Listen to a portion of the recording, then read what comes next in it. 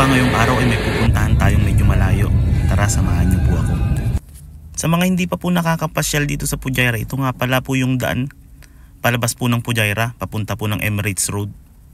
Wala pong salik dito, wala din pong toll gate at ang higit sa lahat, libre po talaga.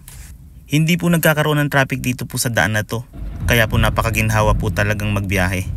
Pero po may speed limit dito, 120 plus 20, kaya hanggang 140 lang po siya. Kaya po naka-cruise control na ako ng 138 km per hour para po iwas huli. Marami po kasing camera dito sa daan, every 3 kilometers or every 5 kilometers meron po. Ito po ang sampol ng camera sa daan, automatic nagkiklik pag overspeed ka. Kapag nakita nyo po ang big mosque na ito, ibig sabihin lang po noon ay malapit na po kayo sa daan na magdudugtong sa mga ibang Emirates.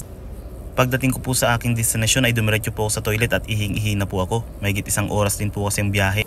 Pagkatapos po ay may maikling safety induction bago po pumasok sa planta. Bali nandito na po tayo sa planta nila.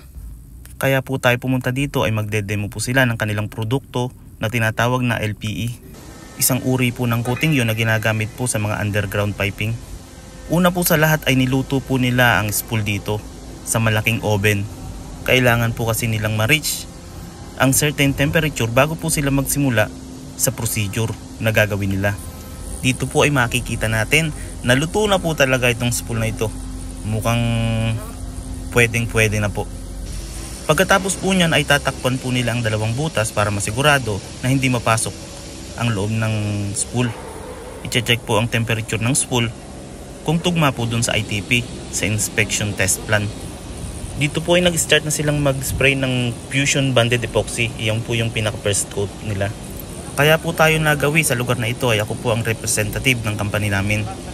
Bilang isang engineer po na nagtatrabaho sa consultant company, isa po kami sa mag-a-approve ng mga materials na gagamitin po sa project. Habang nag-i-spray po ng first coating, hindi po kailangang bumaba sa 170 to 220 ang temperature po ng spool. Yung kulay itim naman po na ini-spray pagkatapos ng first coat ay tinatawag na PE coating o polyethylene coating po. Pagkatapos po ng first at second coating, dito ay magsisimula na po silang magpaapoy.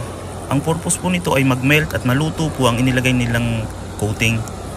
Mayroon din pong certain temperature ang pag-a-apply ng apoy na yan at minimum po ng 30 minutes to 1 hour.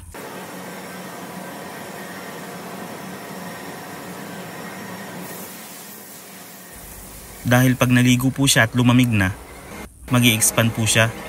Kakapal po yung mga coating niya, yung coating na in-apply sa paligid ng spool. Ngayon, swimming time na siya.